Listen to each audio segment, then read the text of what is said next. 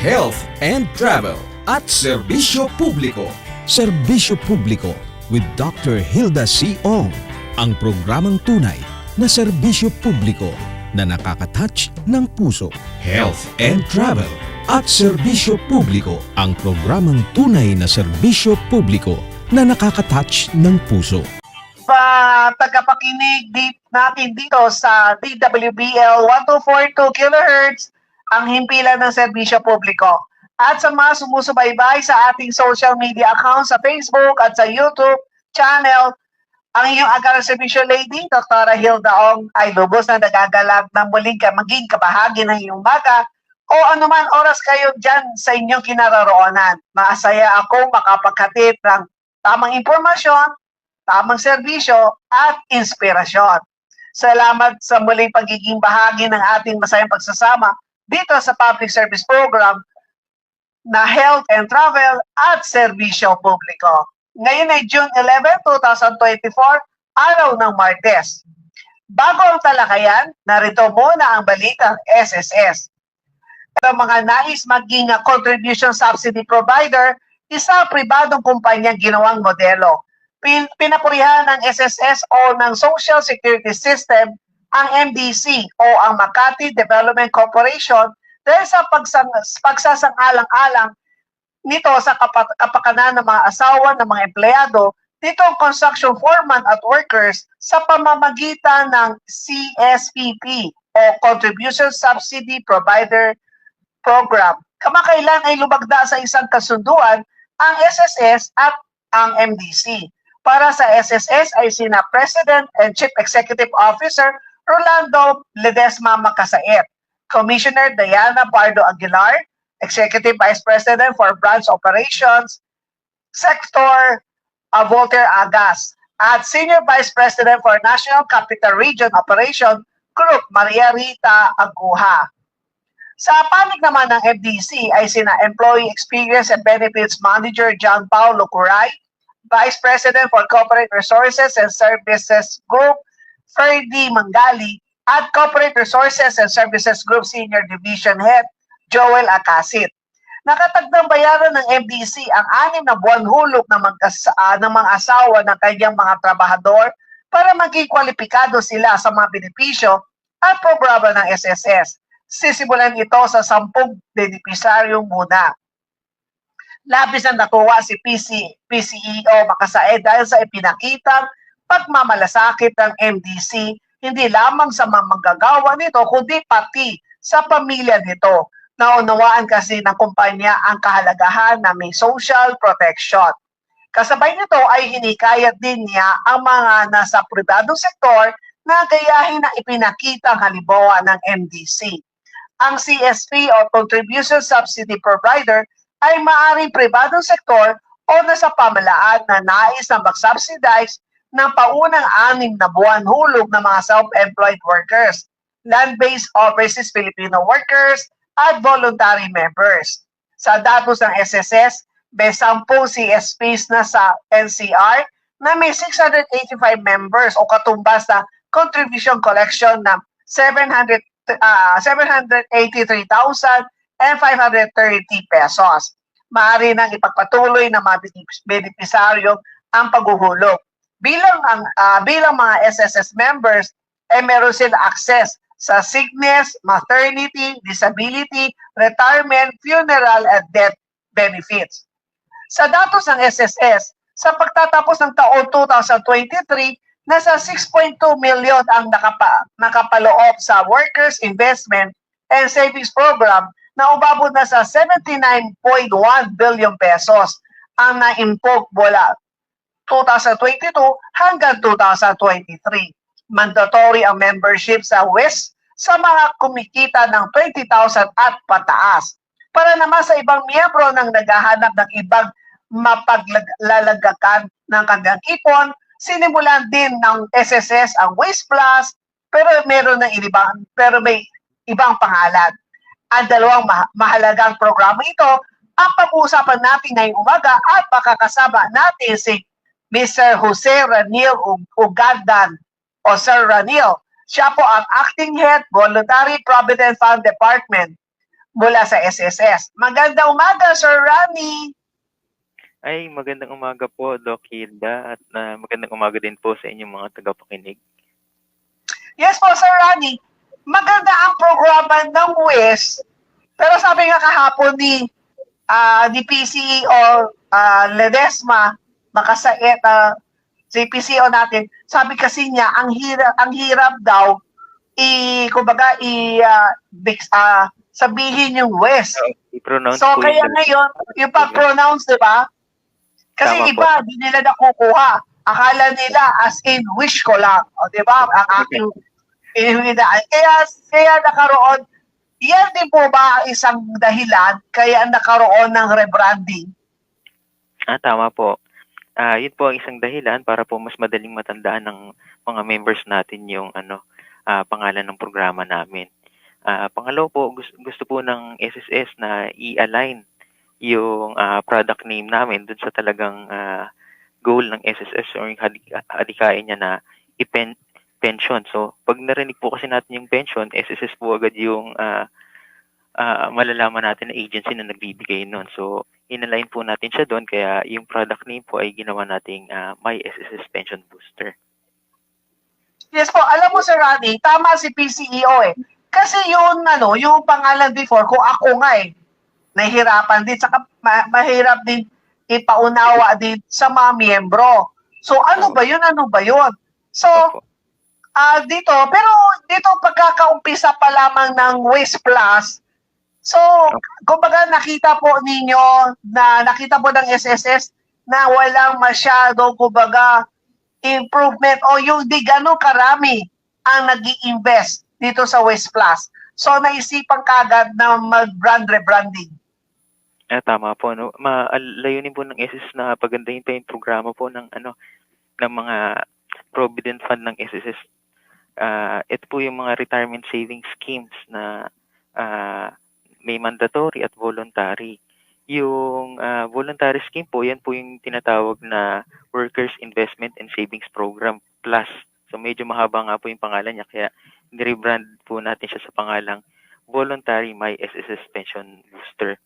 So inilunsad po yan noong December 2022.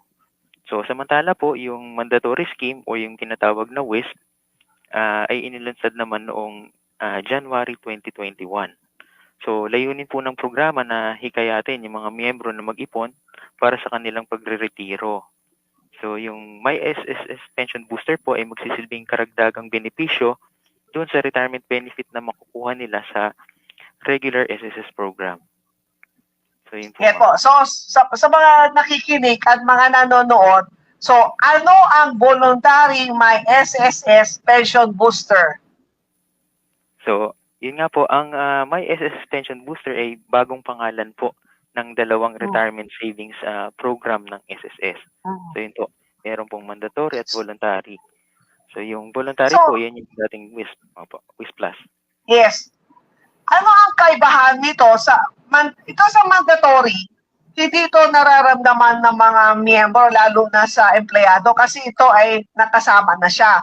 So, yung monthly hinuhulugan nila, talaga meron nakasama na. Opo, tama po ma'am.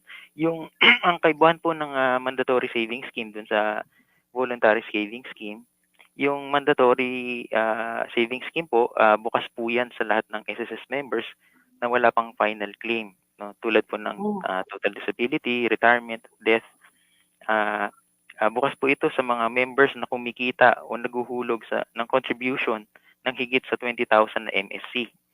So, yun nga po, dahil nabanggit natin na automatic siya, once na magbayad po si member ng higit sa 20,000 na MSC, automatic po na yung contribution niya mapupunta ka doon sa kanyang WISP account. So, magbigay po tayo ng halimbawa. So, halimbawa po, yung isang empleyadong member, nagbabayad siya ng sumusweldo siya ng 30,000, tapos ang kailangan niya pong bayaran sa SSS ay 4,200. So, yung 2,800 po dun sa 4,200 ay mapupunta sa regular na SSS fund, habang yung sobrang 1,400 naman po ay mapupunta sa kanyang My SSS Pension Booster account. So, ang kaibahan po pero Sir Rani, yes, ma'am? tanong ko lang, itong sa mandatory, di ba kasi ang contribution ay meron employer-employee share. So Tama ito po. wala namang kinalaman sa miyembro kung paano paghati ng SSS. Ay, ano po, pag empleyado po ng sa private company, yung empleyado po, meron pong hati yung employer sa contribution nila sa SSS. So, Yes. opo, tama po ma'am. Pero pagdating dito sa pension booster, itong sa mandatory, Kasama po yun ma'am. kung ano binabayaran nila, nandyan na siya.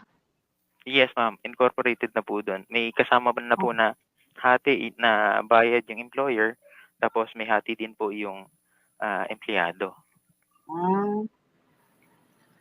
And then, kailan mag-i-start? Ito, once na, sabihin natin kung ang kanyang MSC ay nasa 20,000 na above, let's say, pag unang contribution niya, nandun na siya doon sa bracket na yun, so, talaga mag-umpisa na rin ang kanyang ito mandatory. Yes ma'am, automatic po yun. No? Wala nang kailangang enrollment na kailangan gawin si member. Once po na magbayad yung mga self-employed, voluntary sa above na 20,000 na MSC, automatic po na meron na silang mandatory na may SSS pension booster account. Ano naman ang ibang magagandang features ng voluntary my SSS pension booster? Ay, marami pong magagandang feature ma'am yung voluntary my SSS pension booster. So, isa-isahin po natin.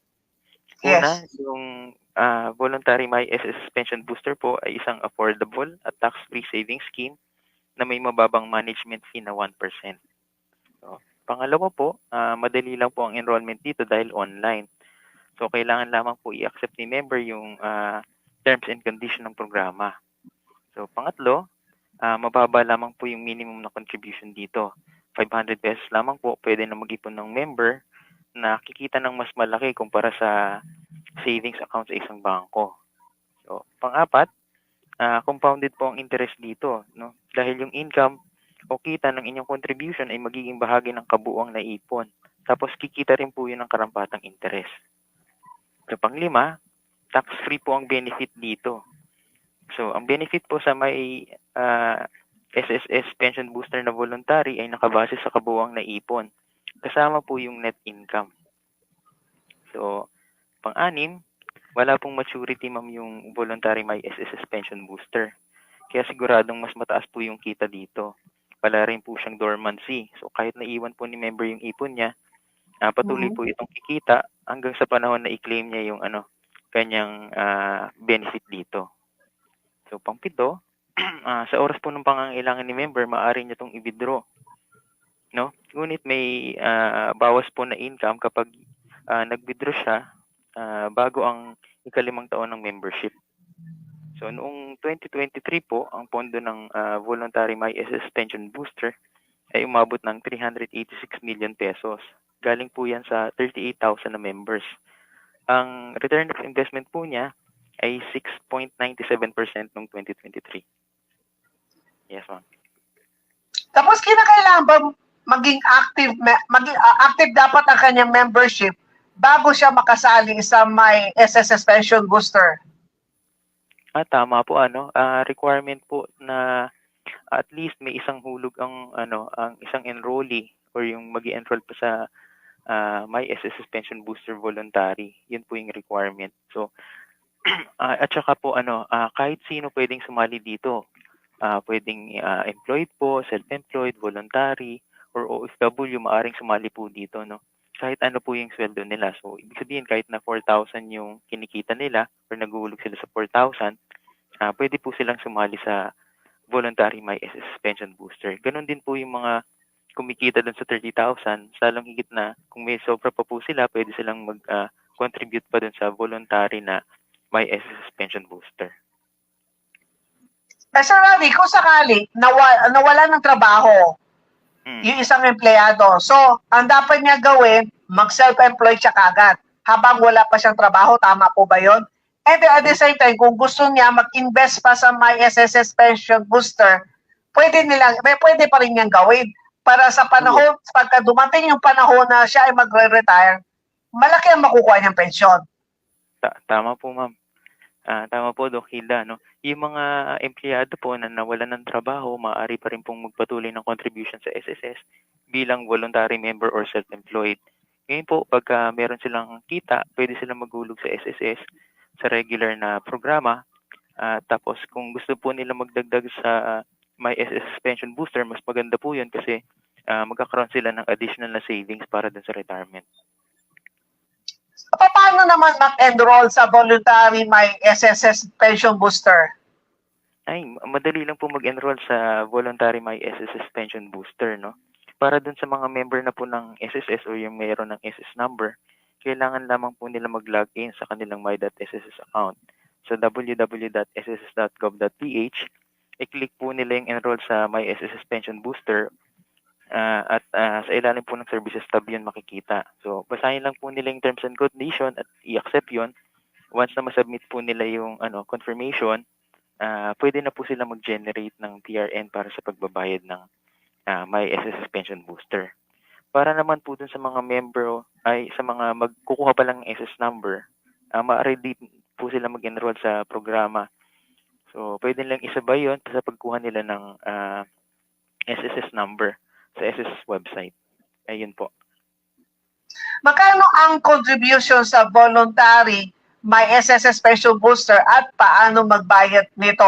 So, dito sa voluntary, kahit sino pwede, basta either employed sila o self-employed sila sa SSS. Tama po. So, sa halaga po ng pagbabayad, ang minimum na pwedeng bayaran ni member sa voluntary My SSS Pension Booster ay nagkakalaga lamang po ng 500 pesos kada bayad. So, mababayaran po ito sa pamamagitan ng payment reference number na pwede nilang i-generate sa kanilang My.SSS account. So, sa paghuhulog po sa voluntary My SSS Pension Booster, maaari po yung gawing anumang oras dahil may online facility po kami sa website na pwede silang magbayad doon. And then, maaari din po itong bayaran online or over the counter sa anumang sangay ng SSS na may tellering facility o sa amang SSS accredited collection partners, local po man o abroad. Ang requirement lang po kung employed si member, dapat meron siyang isang hulog na posted na hulog sa regular na SSS na program sa nakalipas na 3 buwan. So halimbawa po, si employed member gusto niya magbayad voluntarily sa My SSS Pension Booster. Ngayong buwan, kailangan po may hulog siya na posted contribution mula nung kahit isa lang po, mula March hanggang May. Para naman po dun sa mga self-employed voluntary OFW members, maaari po silang magbayad ng My SSS Pension Booster na contribution. Ang kailangan lang po, meron silang posted na contribution sa current month. So halimbawa po, ngayong June, kung gusto nila magbayad separately ng My SSS Pension Booster, dapat po meron silang contribution ngayong June sa regular na SSS program. Kung wala po, maaari po nilang bayaran ng sabay yung regular SSS contribution, pati yung contribution nila sa My SSS Booster. Ayun po. Meron po bang limit? Kasi kanina nabanggit mo, Sir Rani, na 500 pesos, pwede na.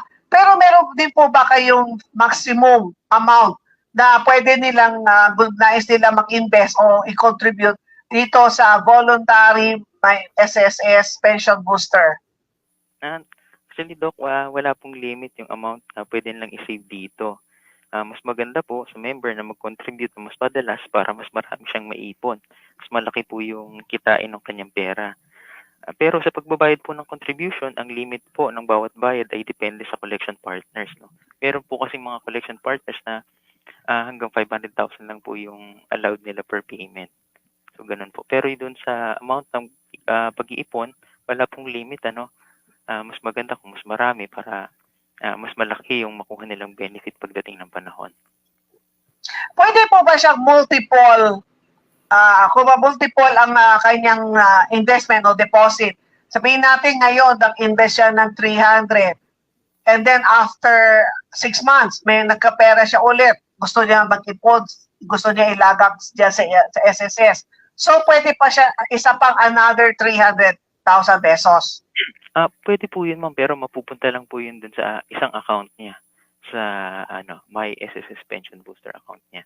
So wala po itong parang separate account. So So under isang pangalan pa rin niya. Pero kanina nabanggit mo na sa mga partner, sabihin natin mga partner bank, na 500,000 lang ang maximum. Pero kung sabihin natin, nag-separate siya, isang 400, isang 300, magiging 700, pagka ganyan, allowed o talagang hanggang 500,000 lang? Ay, hindi po. Yung linawin ko lang po yung dun sa pagbabayad. Bawat bayad po kasi may limit yung collection partners, So, yung iba dyan, malaki yung kaya nilang tanggapin na bayad. Yung iba, Yes. po may limit lang.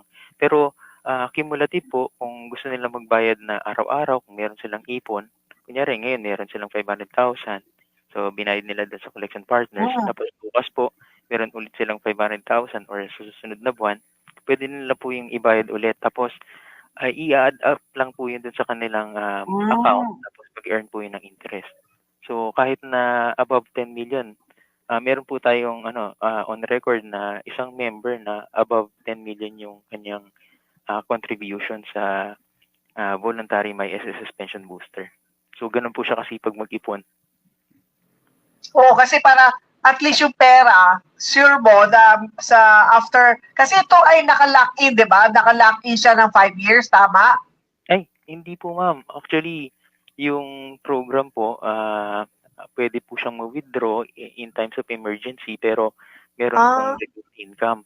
Pero yung sinasabi po namin na 5 years, kapag po naka 5 years na si member, 100% na po nung kanyang income yung pwede niya makuha. So kahit iwan po ni member yung contribution niya dito, kunyari nag-abroad siya, nakapag-contribute siya dito ng 500,000, tapos nag-abroad siya, patuloy po yung kikita hanggang sa sa i-claim niya yung kanyang benefit. Hindi po kagaya na sa iba na may dormancy, kapag naiwan niya yung pera, magbabawas po yun ng malaking management fee. Dito po, patuloy siyang kikita hanggang sa i-claim ni member yung kanyang benefit. So ilang percent ang kikitain ng isang miyembro kung sila ay maghulog dito sa may voluntary My SSS Pension Booster? Magbigay po tayo ng halimbawa, ma'am. Kung si member po naghulog halimbawa ng 100,000 noong 2023 January, dahil po 6.97% yung rate of return po nung 2023, pwede pong kumita yung pera niya ng around 6,900 or close to 7,000. Ayun po ang kikitain ng kanyang pera. So ngayon po, ngayong taon, base kahapon po sa launching, sinabi po ng acting EVP natin na si Sir Ernie Francisco na ang target return of investment po ngayong taon ay 7.2%. So mas malaki po ito dun sa 6.97% last year. So ito talagang kasi ito ay 7.2% plus pa to, wala tong tax withheld, wala tong kinakaltas, di ba? Tama ma'am, opo, tama po. Wala pong tax ang benefits sa voluntary My SSS Pension Booster. At syempre, ang tanong nila, safe po ba ang pera nila kapag sila ay kung niligay nila ang kanyang pera dito sa SSS? Ay, opo, na safe po ang pera nila dito dahil yung contribution po ay ini-invest ng SSS alinsunod sa requirement ng liquidity, safety at yield. So, sa katapusan po ng taon, magkakaroon ng investment income base sa interest rate na idineklara ng SSS. So, yung mga professional fund managers po ng SSS, ini-invest yung pera ng voluntary My SSS Pension Booster sa mga government securities, corporate or multilateral institution at iba pang instrument aprobado po ng BSP. Kaya siguradong safe at mataas po ang kita dito. At the same time, kapag siyempre, ang gusto nilaman, malaman na papaano mapapalago ang pera ng miyembro dito sa ilalim ng voluntary My SSS Pension Booster, ito po ba ay buwan-buwan nag-earn ng interest o ito ay annually? Actually po, annually po yung pagbibigay ng income dito, yun nga po nabanggit ko kanina, nakabase siya sa interest rate na idideklara ng SSS. So, kada taon po yung kanyang investment income. Kung sakali isang miyembro, di ba habang wala pa siyang 60 years old, siya ay self-employed. And then biglang medyo nakaroon siya ng sabi natin paghihigpit sa pera. Hindi siya makapaghulog ng kanyang monthly contribution. And then meron din siyang pera dito sa dito sa voluntary may SSS pension booster. Hindi naman gagalawin ng SSS, kukunin ang pera niya dito para ipasok dito sa kanyang monthly contribution na hindi niya naihulog ng ilang buwan. Ay, magkahiwalay po kasi na programa, ma'am, yung programa para sa regular na SSS program at yung sa voluntary may SSS pension booster. So magkahiwalay po siya na account. So kung gusto niya po na bayaran yung contribution niya sa regular na program gamit yung kanyang naipon sa voluntary may SSS pension booster, so kailangan niya po yung i-withdraw o para gamitin na pambayad. Hindi po siya yung automatic na pwedeng i-transfer dun sa sa regular na SSS program. Ibig sabihin, pwede yung member, siya ang mag-withdraw. Pero kung sakali naman ayaw niya i-withdraw, mamimiss lang niya yung ilang buwan na wala siyang hulog, wala naman ang yan. Wala naman siyang gagawin action si SSS. Ang mayayari lang doon, mapabawasan lang ang count ng kanyang contribution hanggang ma-reach niya ang retirement age.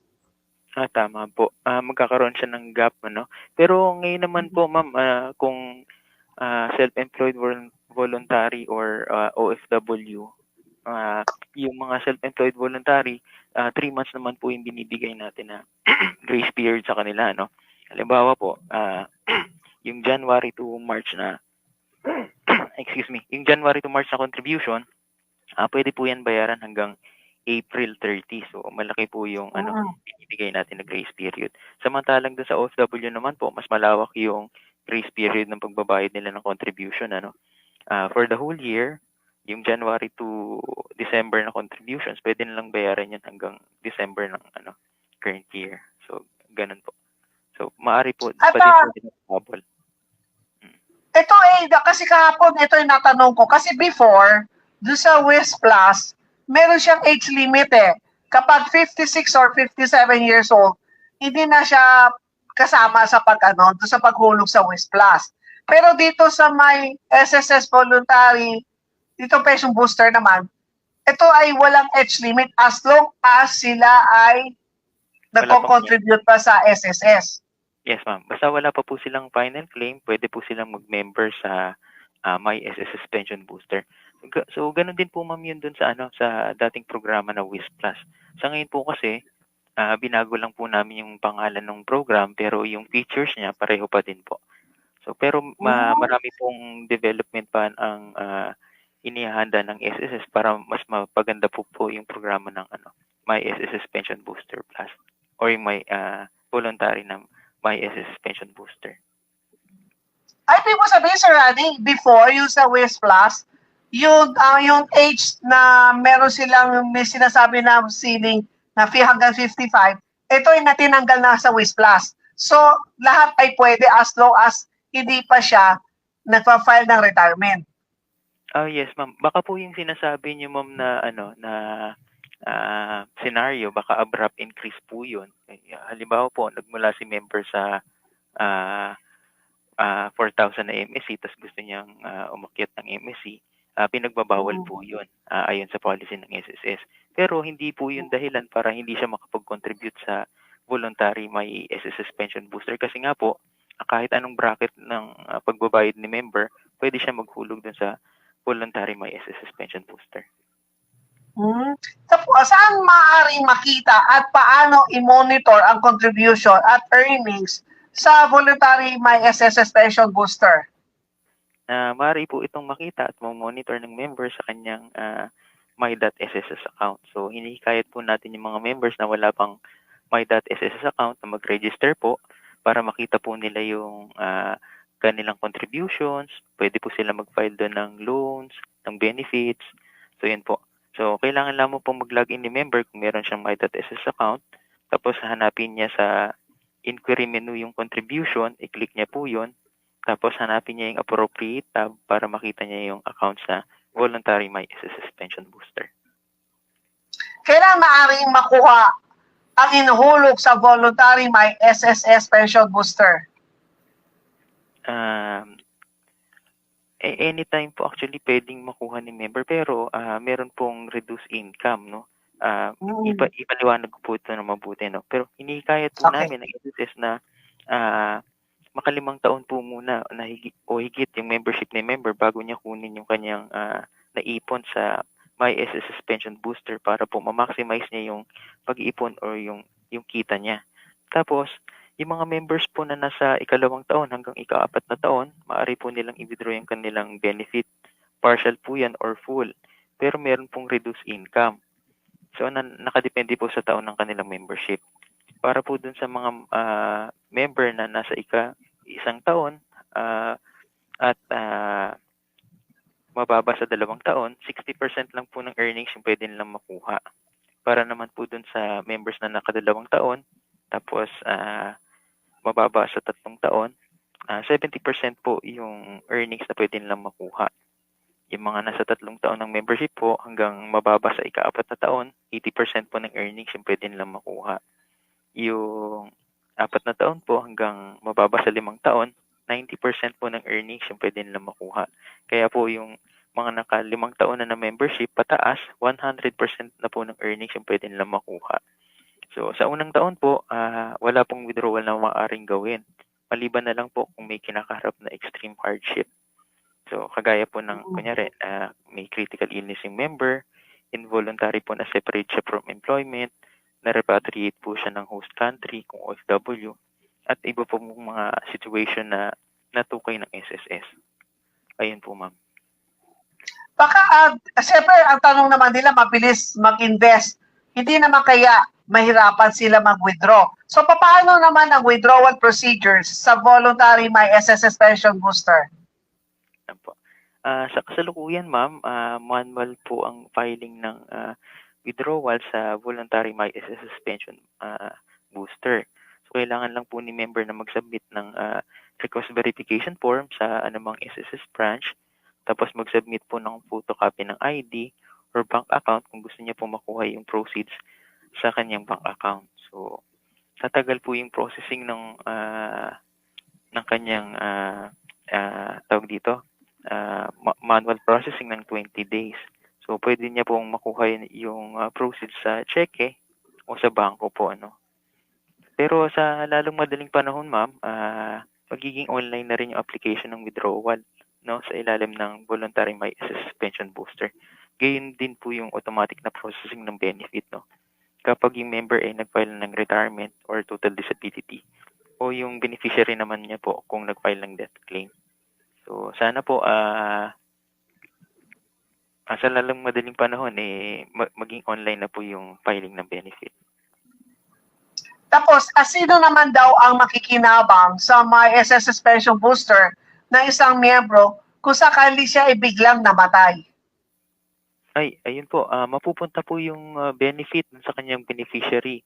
Kung sino po yung mga beneficiaries under the regular SSS program, sila din po yung makakatanggap ng benefits nung sa voluntary MySSS Pension Booster. At ito naman, kahapon may nabanggit si President, ang mga regular pensioners po ba, maari ba silang makasama sa nais nila maghulog dito sa MySSS Pension Booster kahit na sila ay tumatanggap na ng monthly pension pero gusto nila mag-invest? Actually po, ma'am, kasama po yan sa gusto naming improvement ng program, ano. So, antayin po natin, abangan po natin na magkakaroon din po or maisasalit, pwede na pong sumali yung mga retirees na gusto mag-invest sa MySSS Pension Booster.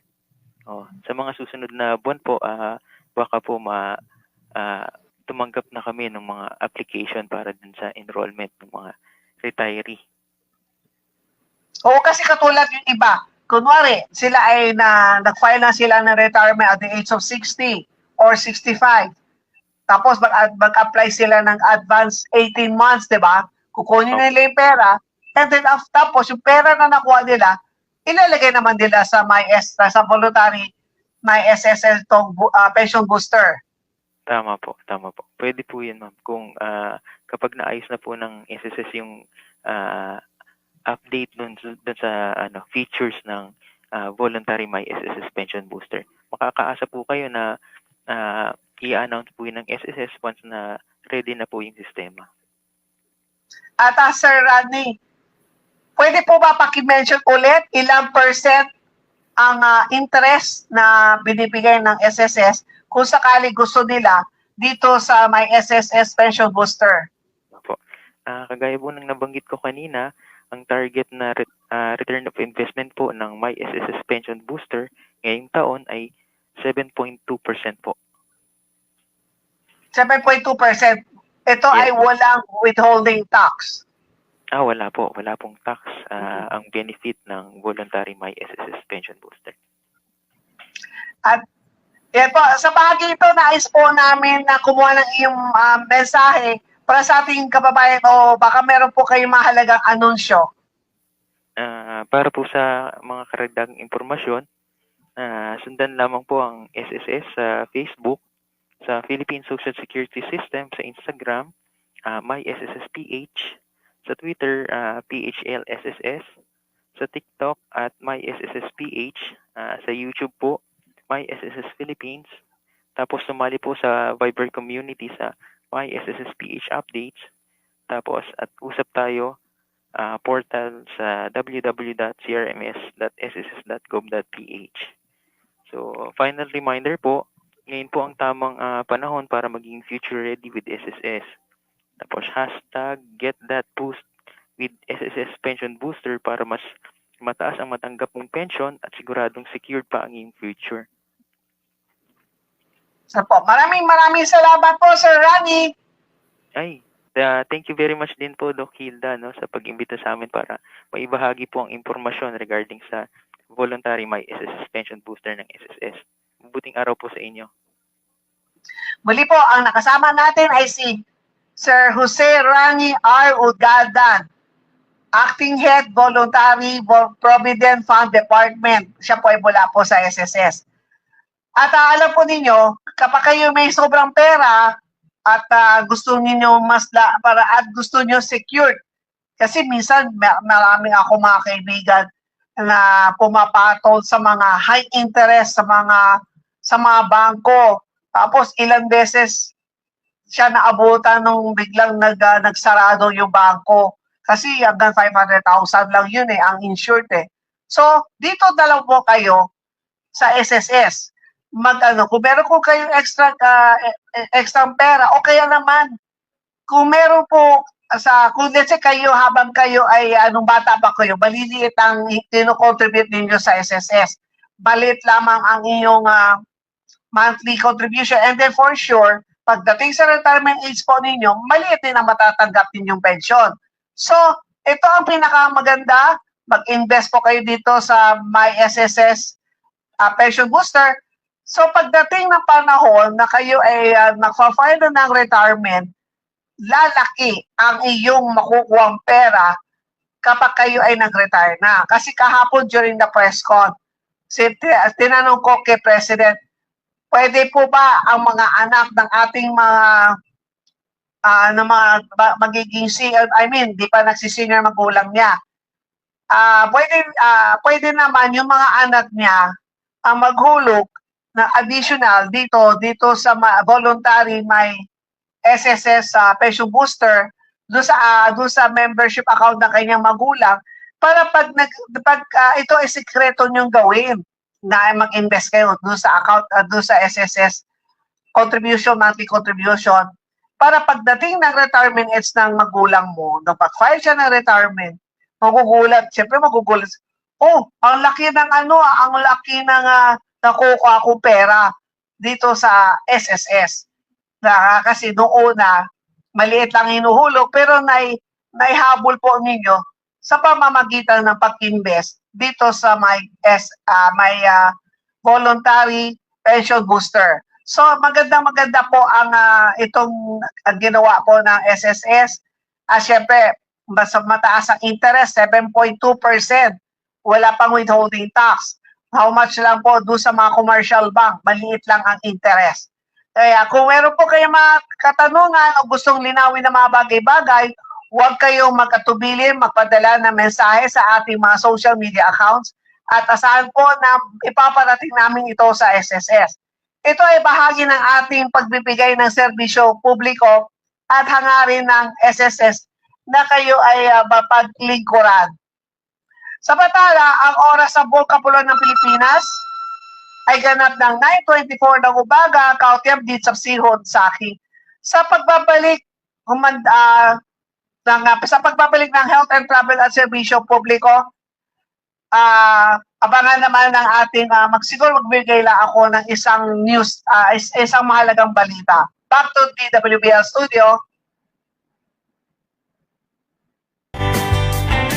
Health and Travel at Serbisyo Publiko. Serbisyo Publiko with Dr. Hilda C. Ong.